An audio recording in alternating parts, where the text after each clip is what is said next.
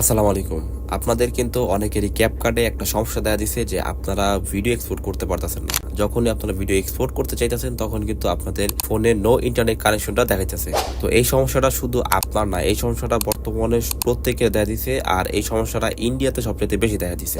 এখন ইন্ডিয়াতে যারা ক্যাপকাট ইউজ করতেছে তাদের জন্য কিন্তু ভিপিএন দরকার হবে। তারা যদি ভিপিএনটা ইউজ করে তাহলে কিন্তু তাদের এক্সপোর্ট সমস্যা চলে যাবে। কিন্তু আমরা যারা বাংলাদেশে আছি আমাদের কিন্তু কোনো ভিপিএন এর প্রয়োজন হবে না। আমাদের ক্যাপকাটে কিছু সেটিংস করতে হবে, তাহলে কিন্তু আমাদের ক্যাপকাটটা ঠিক হয়ে যাবে। তো চলুন আজকের এই ভিডিওতে দেখা যাক যে কিভাবে আপনারা আপনাদের ক্যাপকাটের এক্সপোর্ট সমস্যাটা সমাধান করবেন।